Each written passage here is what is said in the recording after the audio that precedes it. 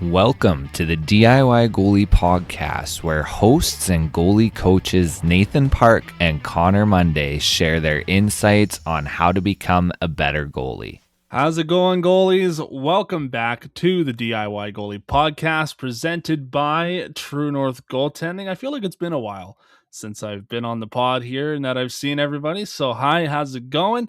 Nathan currently on assignment today, as he alluded to in the last episode. We've just been so busy between the both of us that we never really have any time to sit down and hang out with each other. Probably for the best, but you know, it's a hit or miss. We love to hate each other at the same time. So yeah, but no, we definitely have a lot of stuff coming down the pipeline that Nathan's been telling me about with True North Goaltending. So super excited to bring that forward, and I'll let him make the announcements in doing so.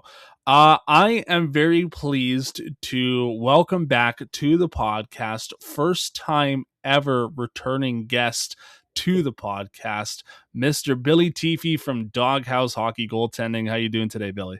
I am doing well. Glad to be the first return. Yeah, so there we go. That's our next answer to our trivia list here is who's the first guest to make a reappearance on the podcast? The answer being Mr. Billy Teefy. Billy and I are gonna do something kind of similar but a little bit different at the same time. It's going to be a similar-ish episode as if Nathan and I were doing a podcast together, and we're gonna come together with a couple of segments today. So Billy has a thought of his that he wants to bring forward to you guys, and we're more than happy to allow him to use our platform to do that. So we're going to jump in with mine first, because I feel like mine will kind of get through a little bit quicker, and then we'll jump into Billy's today. So my segment for today is we've been touching on this a lot, at least in the last couple of sessions that we've had with our organizational skate that we do every Monday. And I just wanted to talk about RVH post setup and the overlap. Because I feel like the RVH, although it's an underutilized position, I feel like it gets overdone at the same time. The overlap, I guess I would more so say, is an underutilized position. And then we don't necessarily focus on a whole lot, I feel like, nowadays in terms of how we set up on our posts properly. So I wanted to touch on the overlap quickly and just kind of when the most optimal time is to use it. And Billy, you were out with us, I think, the last time that we touched on this with one of our organizational skates. But I feel I guess just first off, like the overlap in itself is a position where we want to be kind of essentially 90-degree angle with our net, not necessarily in a spot where our spine is in line with the post. I generally like to say it's the inside leg that's in line with the post, and we generally want to use our overlap, for those dead angle shots, that are kind of below the circle, above the goal line, just kind of those instances there. We see a lot of times where, goalies will immediately revert, either setting up on their post on their feet or dropping down into their RVH thinking that they have their angles covered. But I mean, shooters who can shoot, they'll pick that top corner. So I feel, like even then, like I was doing some overlap stuff with my U18s, my U18 AA's like a week ago, and the goalie that I had was like, I've never really thought about using this position before, and so like I usually just revert to the RVH. So we just want to make sure that we're using the overlap effectively as best as we can. I generally would also always say is that, like, if the puck ever drops below the goal line at any point and it starts to encroach closer into your net, then that's when we would start to go into the RVH. But again, like we've seen it in the NHL as well. The puck will be in the far corner and the goalie will immediately drop down into the RVH, where it's like you're essentially, in a sense, taking yourself out of the play. You're not really giving yourself an opportunity to, make the save, or you're opening up unnecessary holes, and so you think you're taking up space and you're really not. And even then, if that puck ever comes across behind the net, or if it's a low to high, then we're taking too much time trying to push across on our knees, and if you don't get a good push and you end up being late, or trying to come off of your post to the top of your crease, if you don't plant your feet and you don't get a good push back to your feet, and again, like, you're late to the puck. So I've always been a big proponent of staying on our feet, holding our edges for as long as we can, and knowing when to effectively utilize our RVH, which I personally say it's anything in tight. Yeah, and I agree with that. And the other thing to look at it too is that if goalies that are 6'2" are getting scored out in the RVH from those deep angles, the goalies that we work with that are 3'4" or 5 feet tall, they open up even more net in that. So I think the overlap becomes a more important part of their game, and less RVH in those situations. Yeah, I mean, I don't think it really, to me personally, I mean, like, obviously, like, the size of a goaltender definitely makes a difference. But I mean, in the same breath too, it's the angle of the puck, right? It's the space. Mhm. It's those imaginary lines from the post to the puck. It's the amount of space that that puck actually has to see. So a difference in uh a difference in um I've had that as well. You can see it on previous podcast episodes where my cat's tail has made an appearance in front of the camera. um but sorry. I thought my door was shut, but I guess not. All good. Yeah, so anyways, like I was saying, where it's just the angle or the size of the goaltender. I personally don't think makes a huge difference. I think it's all about the angle of what the puck sees, in a sense. Obviously, size plays a huge factor, but I don't think, if you stuck somebody like UC Saros in that position, and you stuck somebody like, I don't know, Devin Dubnik, two very different sizable goaltenders, two very different styles of goaltending at the same time. Again, shooters who can shoot, whether it's McDavid or Crosby or Ovechkin, if they shoot, or even Draisaitl for that matter, they shoot from that side of the crease, that particular area. The result essentially is going to be the same. So it's a matter of how we utilize our position, especially on our dead angles, effectively. Yeah, that makes sense. That makes sense. Yeah. Yeah. And I guess on that position, do you kind of set up a rule or a general rule of thumb of, if they're in the trapezoid, that might be, or in that tight, that's your RVH position, and anything outside of the bottom of that circle is more on your feet. Yeah, I would. Yeah, I would definitely say so. I mean, like, again, like, the RVH is a nice position, for anything kind of close and tight, Hmm. right? Because that's what it's essentially designed to do. Because, like, again, like, obviously, and this is kind of where size does play a factor, I suppose. Where a 3'2" goalie who stands in, who's in the RVH something in tight, there might be a little more holes open, kind of over the shoulders, versus a 6'2" or even like a 5'10", 5'11" goaltender, right? So obviously dramatic size differences there, but Hmm. the same principle to me still applies. But again, like, it's about the angle too, right? And Hmm. it's a matter of utilizing it effectively. So I personally say, like, anything in type, VH, RVH, however you want to play that, that's fine. Anything further out, because that puck has a long distance to go from the far corner of the end zone to the blue line, or even corner to corner. We are much faster in terms of movement on our feet versus drop down the RVH, rotate, load the leg, push across, hit your spot on the post, and then whatever happens from there, right? So I look at that from, like a movement perspective.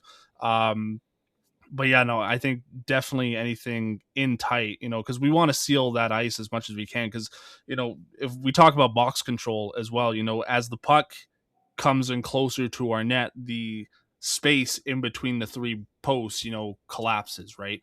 I always like to go the stick and crossbar method, where Hmm. like, my stick acts as that external crossbar, and so as that puck starts to come in, that crossbar starts to get lower and lower on our body. So even then, by the time that puck is maybe on our doorstep, or maybe even a few inches, outside of our crease, that crossbar, that imaginary crossbar, is about around where, like, what, our pelvic region, maybe mid stomach, mid abdomen, Yeah, kind of that sort of spot. So yeah. yeah, I And mean, it's I'll utilize the ropes quite often with the kids to show them that, right? To really give that yeah, visualization of how big or small that net is behind them. So.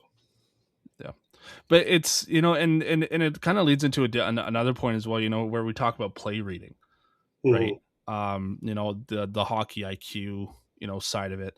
And again, like I said, like, you see it in the NHL, where that puck's in the far corner and the goalie's automatically dropping it in the RVH, and you're kind of like, why? And especially you look stupid when, they get beat over the shoulder kind of from that far out corner spot, and everybody's like, why did he go down so early?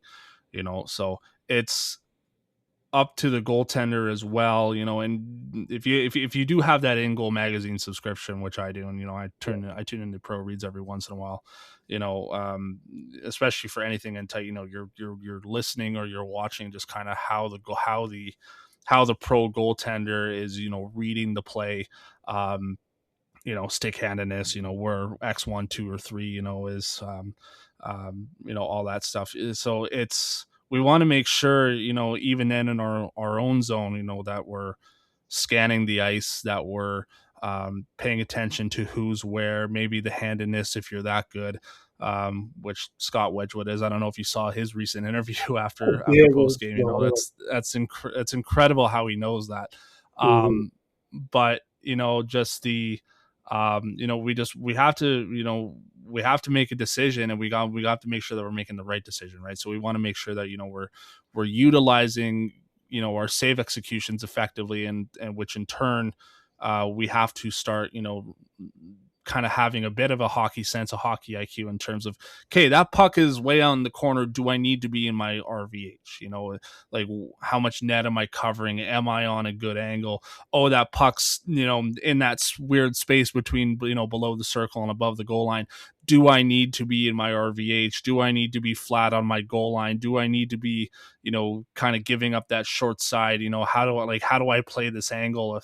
Essentially, right? So, it's stuff like that, and obviously we don't expect that a whole lot from, like, our U11s, maybe a little bit from our U9, from our U13s, or at least the introductory of it. Mhm. Definitely heading into our U15s, or U7, or U16s, U17s, and even my U18s now. We have to have a more understanding of zone coverage, man to man, stuff like that. And then when that occurs, then we have a better idea of what type of save selection that we want to use. Yeah, absolutely. Actually, it was interesting that the right and left-handed, as you talked about the box control, Yep. and the ropes. I'll quite often show the kids the difference between a righty and a lefty. I stand there and not move my feet, Yep. there's up to 5 feet of difference in where that puck sits as I switch from right-handed to left-handed. So having exposure and understanding that difference and what that angle looks like, I think makes a big difference for some of the kids who, are obviously a little higher level. But even how they integrate into that post, Yeah. where they're hitting it, and the difference that makes. Yeah. Um, yeah. And then just kind of talking about setting up on our posts effectively as well, right? Hmm. Whether it be in our on our feet or in our RVH, we want to, again, make sure that we're getting that nice seal along the posts, that we're not, creating any holes. I'm still of the old school mind, where that glove hand is flipped over. So, the more padding side is, Yeah, facing towards the puck, because if you've ever taken a puck to the back of that glove, it hurts like a, but, with a finger, for that exact reason, right? So, yeah, yeah, exactly. I mean, like, I don't know if you saw, there was a thing that increased performance was, I think it was them, they were going on about, the Sergei Bobrovsky, and how he sets up in his RVH in particular, where he has that glove closed and the backhand side, exposed there, when, and because it's Sergei Bobrovsky, and that's everybody's favorite goaltender, like, oh, I got to do that, but you don't actually, there's either a reason that he's doing it, or B, maybe he's just being lazy in terms of doing it. So now that's creating, to me, that's creating setting a bad precedent, bad example, because we want to make sure that, number one, we're protecting ourselves, number two, that we're filling up as many holes as we can, right? And then even like, especially as well, just going back to our feet and setting up on our post for a second there, we want to make sure that, like I said, we're getting like the good seal. We're covering up as many holes as we can, but we're not necessarily like just kind of leaning on our post for the sake of leaning on our post, right? We want to make sure that we're, setting up properly, good seals, not exposing any holes as much as we can. And then even, having, if it's on our blocker side, then we're having our glove hand kind of ready to snag pucks out of midair. We have a semi decent, active stick. And then, same thing on the glove side. For me, it's that hand turned over. So, the pocket side is facing outwards. We have that nice active stick there. And same idea, with the RVH here as well. I'm curious to know your thoughts, because I think I'm in the minority here, where I am personally not a fan of toe ties or toe bungees on posts. And so my reason for that, I can feel people glaring at me already. So I understand the purpose behind it, and I can appreciate what it does.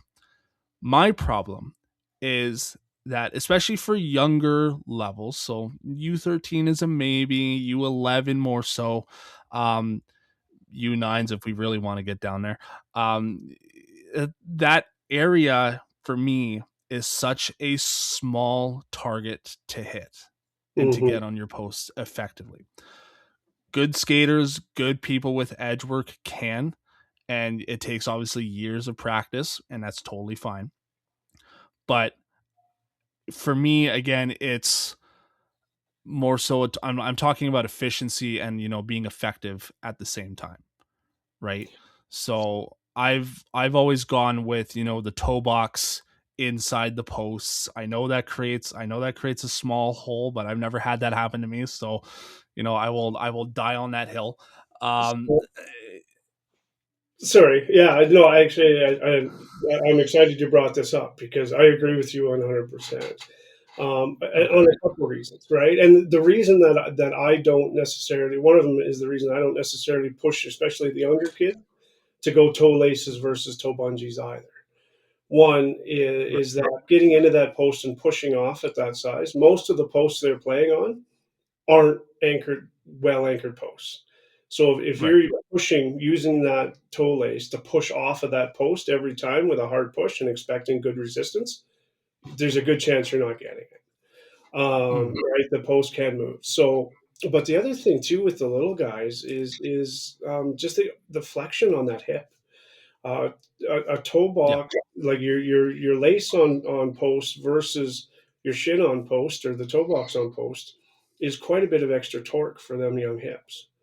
So reducing that, I think, is good, and really for a lot of them, especially the younger ones, if you hit it, you hit it, right? Yeah. I don't care where it's perfect as long as you hit it.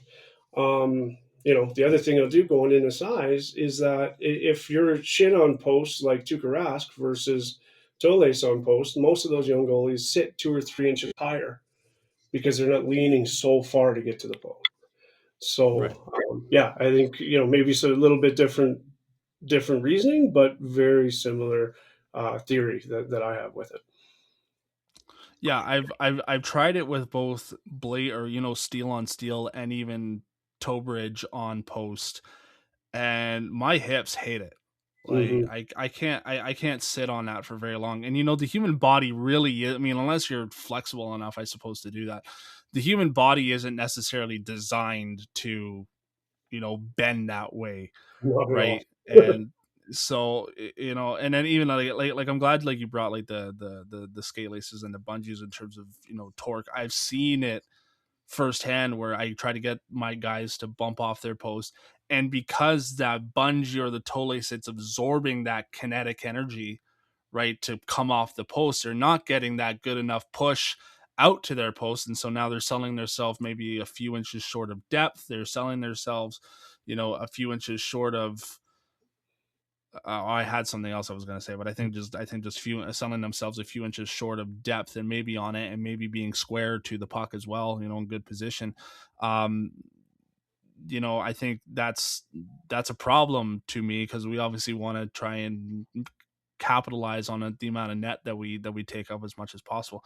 Again, no disrespect to anybody that teaches it, no disrespect to anybody that does it or that prefers that. For me, it's just not one of those things that I see not value in, but more so just the That's not the hill real. I'm Sorry. that's not the hill I'm dying on. It's Yeah, yeah. I was just gonna say, like, it's more so just the practicality of it, I suppose, is the word that I'm looking for there. So yeah, I don't yeah no I was curious, definitely, to know your thoughts on that, because I think that's a hot button topic sometimes with goalies and goalie coaches. Yeah, I'm glad you brought it up. I actually, as we were talking about it, it kind of ran through my mind a little bit anyway. I was going to ask you a similar question, so it worked out. Yeah, perfect. Um, yeah, I got nothing else to talk about with that in particular. Again, just we want to make sure, goalies, that we're utilizing those save executions, or those positionings, if you will, most effectively, as best as we can. Because if we make the wrong decision, the possibility of the goal going in is a lot higher, right? So, Billy, I don't know if you have any, like, final thoughts on that at all, or. Well, I guess I would just like to add something for the like for the team coaches in a situation is to try and give your goalies an opportunity to work on that a little bit in practice, right? Try and set up some things so they are trying to hit that post or hit the overlap, and work on the post play. We get a lot of straight on shots. We get a lot of flow drills where everything's straight on. So if we can set up some drills that allow some post play, your goalies will get better at it, right? Yeah. Yeah, no, I definitely, I definitely agree with that. I think, if head coaches, as much as we would like them to, can, I mean, even then, I would more so say, just like, if we can get them to focus on, realism in terms of shots and where they're placed. You know what I mean? Because Mm-hmm. again, like you said, like a lot of the shots that we face as goaltenders, particularly in team drills, there are a lot of dead on, in the slot type shots. There are never really any um, down low, dry area, or even like Ovechkin area, type shots. It's a lot of just kind of in that space that goes from between the hash marks, to the face-off dots. There's never really anything further towards the boards, right? So that's a different tangent for a different time. But yeah, but definitely, yeah, coaches, if we could start implementing some more in tight shots, kind of some more dead angle shots, I think, and it'll not only help your shooters, but it'll help your goaltenders at the same time. Yeah, agreed. Perfect. Let's jump into yours today, because you and I had a chat earlier this afternoon. Because I needed a topic for today's podcast. It shows how well I'm prepared. And you came at me with a really good one here, and I don't think we've touched on it yet at all in the history of the DIY Goalie podcast. So what's your segment for today? Thank you. Yeah, my segment, I wanted to talk about Christmas upcoming, and a bit of the Christmas break, right? My son just had his first regular season game. Tearing's done. Been through a tournament already, so lots of hockey tryout process, right? So hockey's been going on for a couple months now, and the kids have been playing a lot, and we've got a little bit of a time for break in over Christmas, right? And with that, I think it's important for the kids to be kids too. I know there's Christmas camp opportunities, things like that, where they have an opportunity um, to work on skills and some development stuff, but also take the opportunity to work on some other athleticism. Be maybe go play pickleball with your uncle or your grandmother, if somebody in the family does, or a little bit of basketball, just some time to go play toboggan, up and down that hill, Yeah. build some conditioning and things like that. I think it's important to take that little bit of a break and not necessarily be 100% a hockey player over the Christmas break, right? Yeah. No, no, absolutely. No, you're absolutely right on that. I think, like, again, for people like you and me that, run the business side of things, we absolutely profit off of that.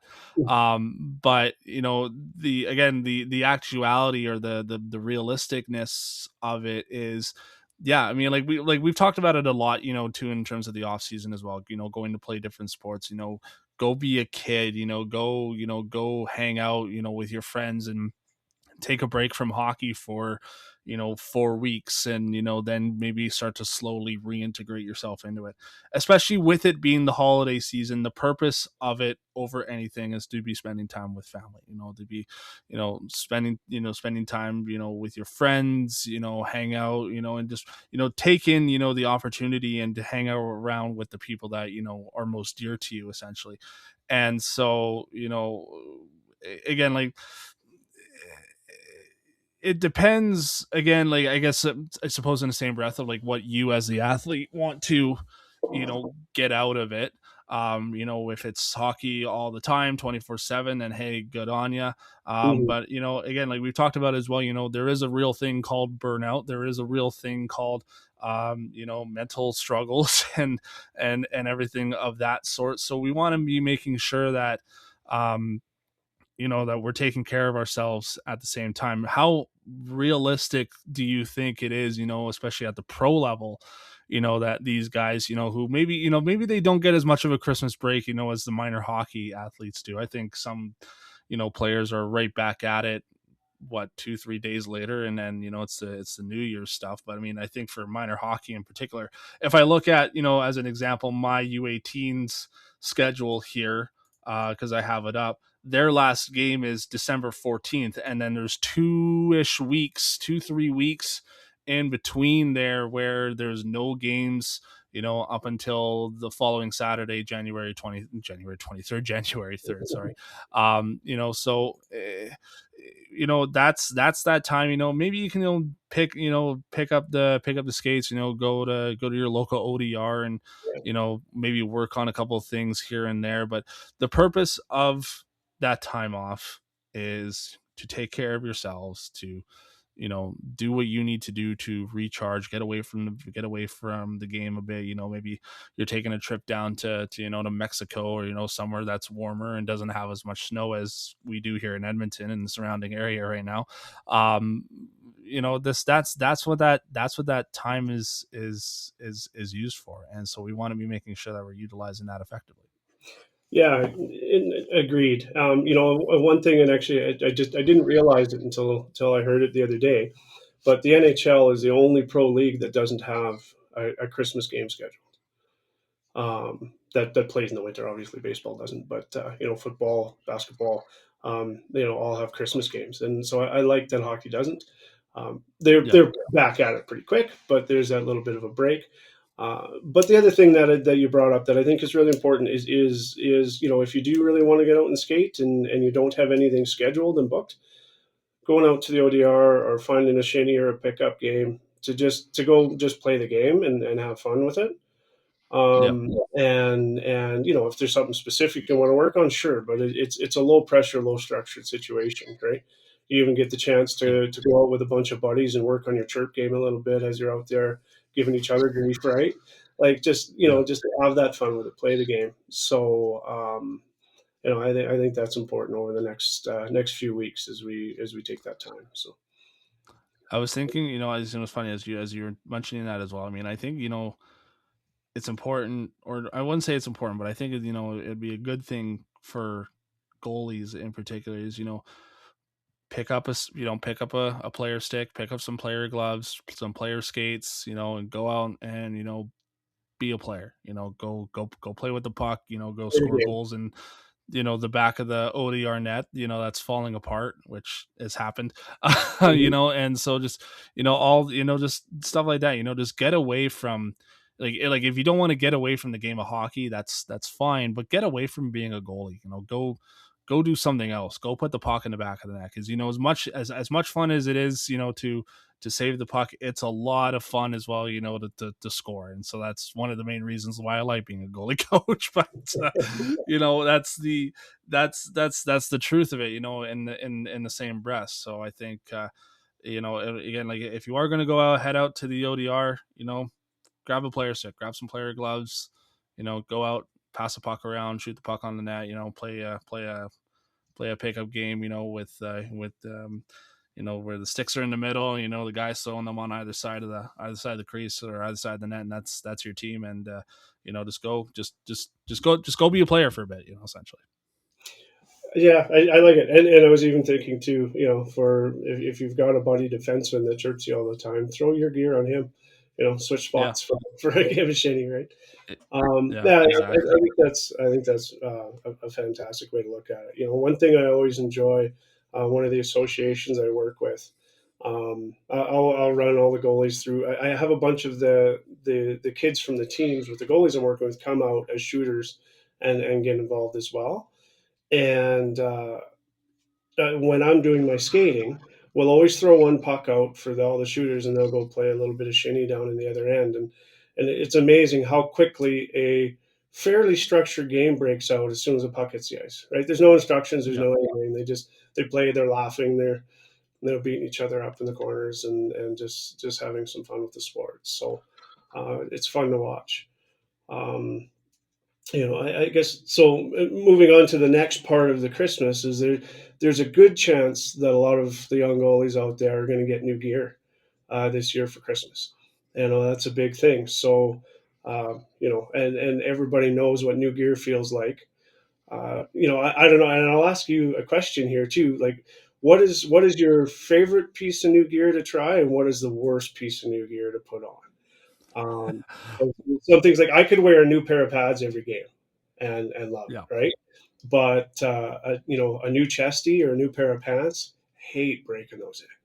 So Okay, so I'll answer the first part of that first, and I think you and I know probably the answer, based on the decor that you have behind you there, and the decor that I have just slightly out of frame behind me. Anytime new pads, new blocker, maybe the new glove, because you have to kind of break it in a little bit. I think anytime that you get any new piece of leather, is the coolest thing in the world. I think, honestly, for me though, I think I would actually have to say is a new bucket. You yeah, know, I have, I could probably grab it here. So if you're watching on the video side of things, I am currently holding my Hakva custom painted, but also not really custom painted, has a little bit of dust on it mask. It's got a nice little maple leaf on the front, with some maple leaves kind of underneath. This was the actual first custom mask that I ever got, although it was still like a stock mask because this was the design on Hakva's website. Oh, here we go. Billy's got his here. yeah. So it's funny. Actually, I still wear a Hakfa, but the last one I bought. But yeah, so this one it's a custom Eddie, and I had a friend of mine Okay. a hot rod guy do the paint job on it. Um, Okay. and a total non-goalie signature. I got it signed by Ken Danico. Weird, but he played with my favorite goalie growing up, so I'll call it. Nice. But yeah, so anyway, so going back to just my story here. So this mask, I think I got this actually after Christmas. I think this was one of the Christmas gifts that I had here, because that other mask that's behind me here, again, if you're watching on the YouTube side of things, that I had that mask from my second year novice up into my first year or second year bantam, I think, actually. Maybe Pee-wee, I'm not sure.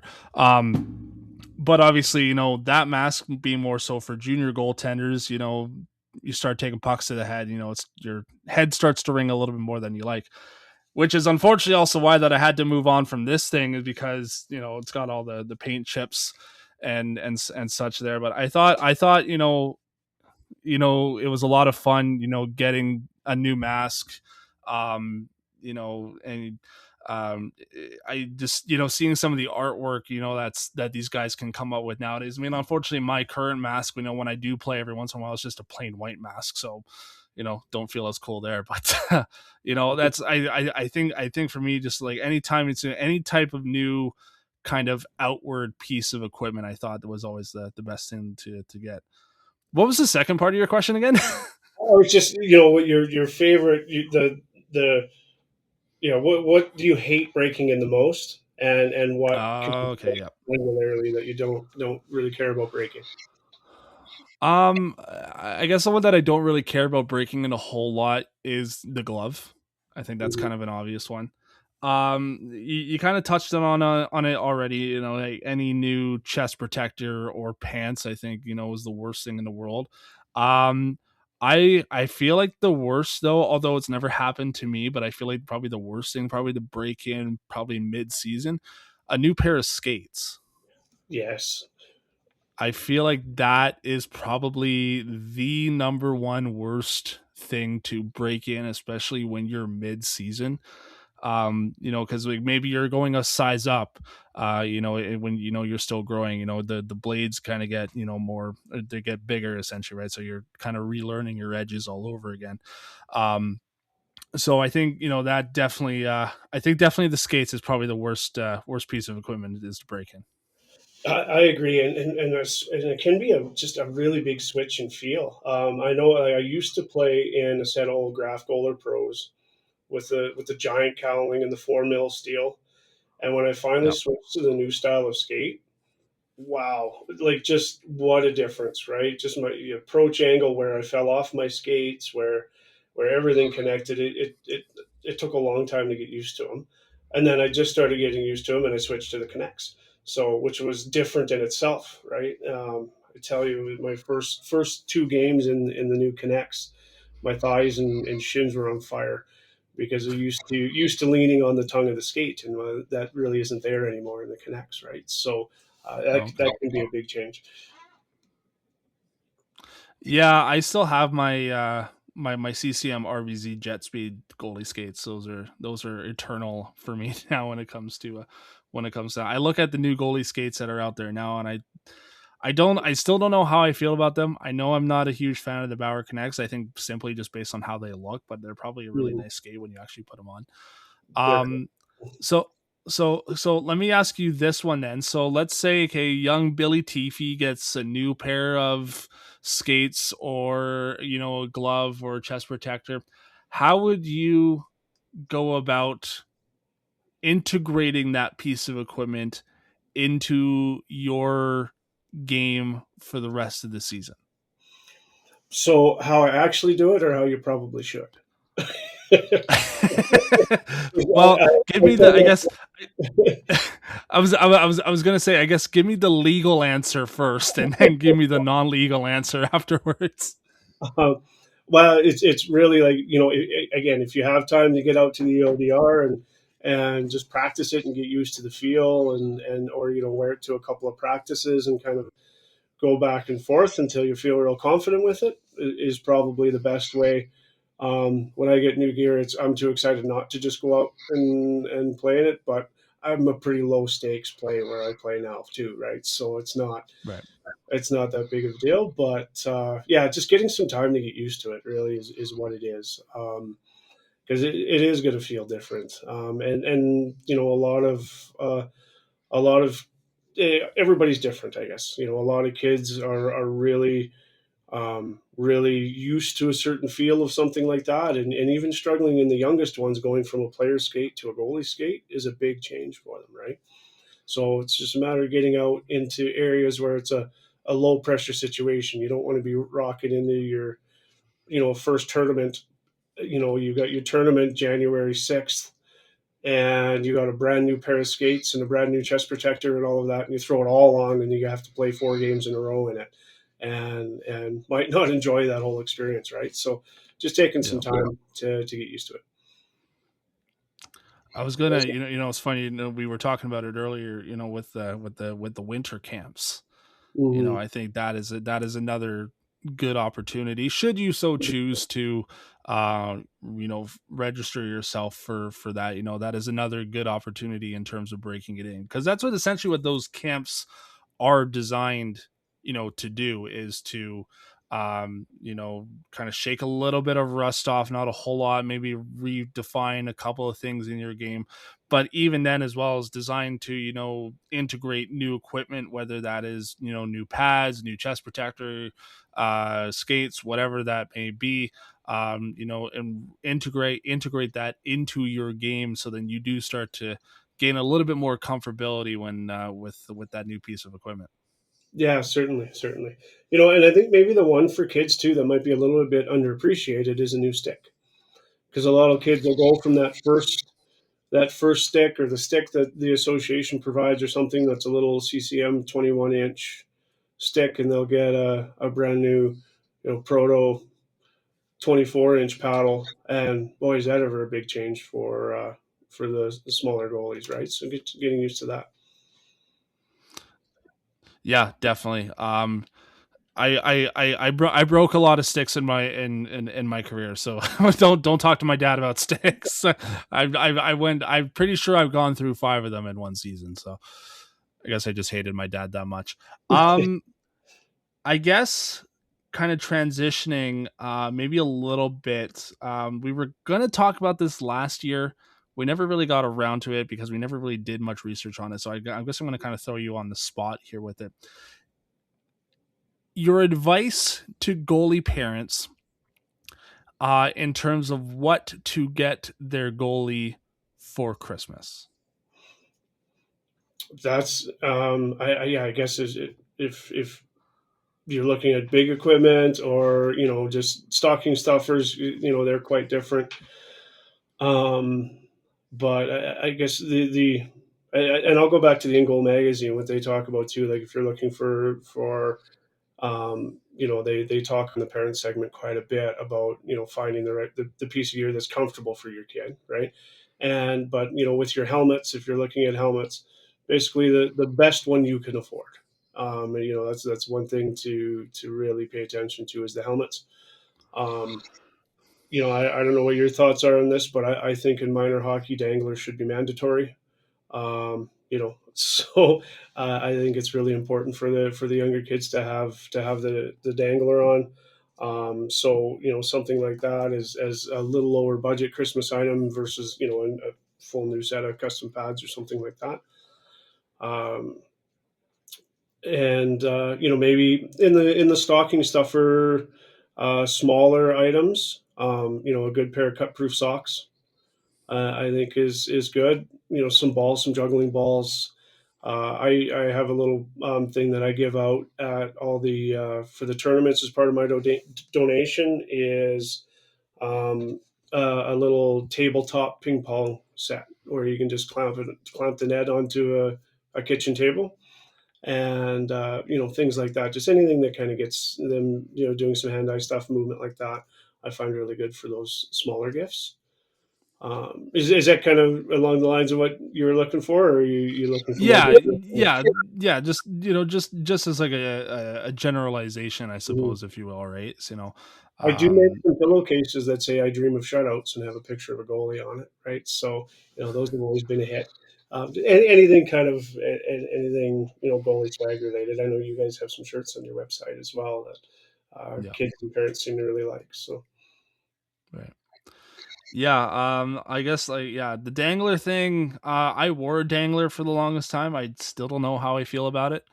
Um, I guess obviously neck guards mandatory. Mhm. No ifs ands or buts about that. I just recently started wearing mine again after taking one too many to the clavicle.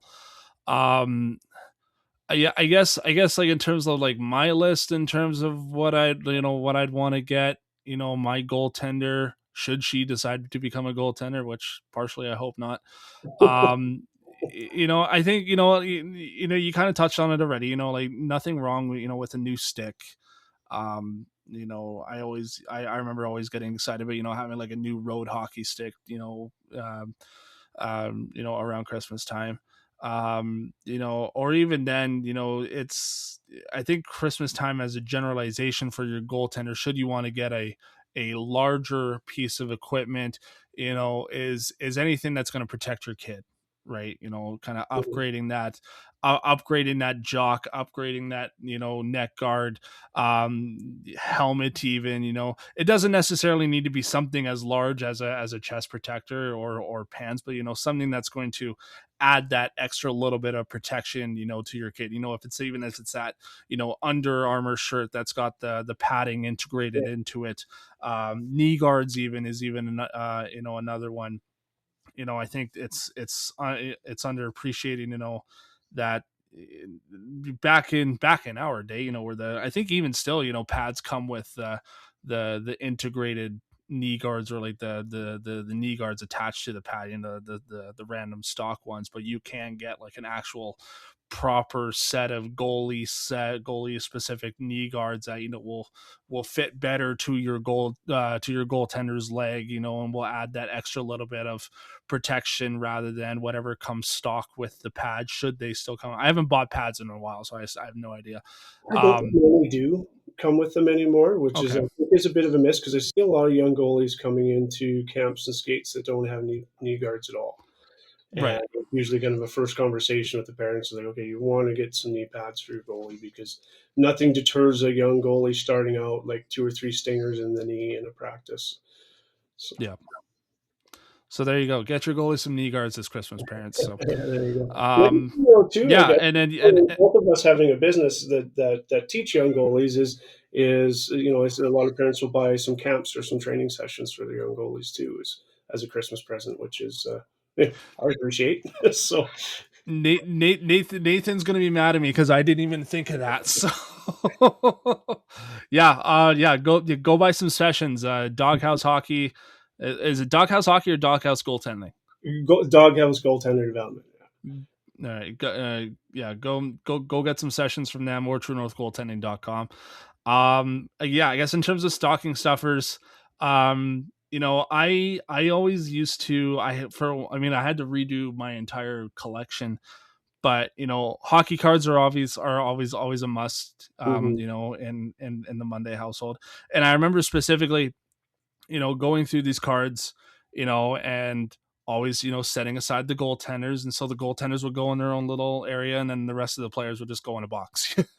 Right. So Yeah. I recently redid the entire thing. So now I have all of the teams and all of the players, but, I always liked looking at the goaltending hockey cards, especially like if you got like some older ish ones, like some Marty Brodeurs, some Henrik Lundqvist, some Dan Cloutiers, to drop a random name out there. In Sorry. I said Pete Peters, but that might be a little old for even you. Yeah. Just any type of goaltending related card. Jerseys obviously are another one. I refuse to wear a jersey with any player's name on it due to superstition reasons, but um just anything that is of goaltending related, even like some ornaments. I have a few kind of goaltending ornaments that are on my Christmas tree. I have one of a hockey net with a goalie stick, and I have another one of a goalie making a semi windmill saves. So just little trinkets, like that as well for your little goaltender, to kind of have on them, or to kind of have in their own personal area, is always a good idea as well. Yeah, you bet. Yeah. Anything else to add on kind of the whole goaltenders and Christmas topic, or? You know what? I think that's kind of all I had in mind. You can go down pretty deep rabbit hole as far as all the gear and all of that stuff. But yeah, no, I think we covered kind of anything that I wanted to talk about. So Perfect. For all the hockey moms out there, I know that Pinterest is a thing, and that's where my wife likes to go a lot. So Pinterest is also an option, I suppose, and I would gear that more towards the goalie moms of our little podcast here. Yeah, I got nothing else to add either. This was a really fun conversation that Billy and I had here today. And so, Billy, thank you for taking the time and hanging out with me on the pod today. Yeah, I appreciate it. Glad to be back, and anytime. Perfect. Where can people find you? Should they have questions about you or goaltending, or whether they want to book some ice with you? Well, yeah. So I've got my website and Instagram are the same, doghouse.hockey.com .ca, and my Facebook page is Doghouse Goaltender Development. So anything on there, you can get a hold of me, and all my other contact info is on the website as well. So. Perfect. Well, we'll link all that down in the show notes, or you can go back to the podcast that Billy was on with Nathan few episodes ago, as I am frantically trying to find it, but unfortunately I cannot. So yeah, but if you guys want to watch the previous episode that Billy was on the podcast with Nathan, kind of talking about Billy's a little bit of his playing career, but mostly talking about neurodivergent goalies. You guys can go check out that. We will link that in the show notes as well. On behalf of Nathan and myself, that's it for this episode of the DIY Goalie Podcast presented by True North Goaltending. If you are new to our program, make sure you hit that follow button, whether that be on the podcast side of things, whether you're listening on Apple, iHeart, or Spotify, or wherever it is that you get your podcasts. Hit that follow button, hit the share button. The more goaltenders that we are able to bring together, the better. Helps to push the algorithm. And even the same deal on the YouTube side of things. If you want to see my pretty face, Billy's pretty face, Nathan's face, so you guys can go check us out there over on YouTube, youtube.com/True North Goaltending. You guys can go hit subscribe, and same deal, hit the like button, add it to your watch laters, hit the share button. Helps the algorithm, helps bring our goaltending community a lot closer, because as Nathan always likes to say, the hockey community is small, but the goaltending community is a lot smaller. So the more goalies that we are able to bring together, the better. You guys can follow us on our social media platforms, all at True North Goaltending, except for Instagram, because we like to be different. That one is YEG Goalie Coach. You guys can go follow myself on Instagram at MondayGC. Go check us out, TrueNorthGoaltending.com, where we have a lot of different things on the go. We recently had our merger with the DIY Goalie, so all that's become one thing. So go check us out, TrueNorthGoaltending.com, where you guys can book online sessions with us. Not online sessions, sorry. So you can book online for sessions with us at our facility in the Nisku area in Alberta. So if you do happen to find yourself in the greater Edmonton area on your holiday trip, and you guys want to get a session in, go check us out, TrueNorthGoaltending.com. We do also have just some other stuff just to rattle off quickly. We do, like Billy said, we do have our merch store there. So if you are looking for a last minute goalie item, we do have some stuff over there. Some school is important, but goaltending is importanter. Stopping pucks is importanter. Stuff. We do have My Little Goalie Makes Big Saves as another one. Certified Beer League Beauties. All that fun stuff on our shop. So go check that out, TrueNorthGoaltending.com. If you do have any questions at all, you guys could reach out to us always, either on our social media posts or at goalies at TrueNorthGoaltending.com. I do just want to give a quick shout out here to a listener that reached out to Nathan recently on the pod. Oh, he didn't leave his name, but whoever reached out to us on Instagram asking if we were the DIY Goalie Podcast, shout out to you. We really do appreciate the kind words. So that was really really cool to see. So we appreciate all the kind words and all of the viewership and listenership that we do get across the globe, which is still wild to me, but it is what it is. And we just really do appreciate it all. On behalf of myself, Nathan Park, and Billy Teefy, this has been the DIY Goalie Podcast presented by True North Goaltending. Make some saves. Merry Christmas, goalies. We'll see you guys next time. Take care.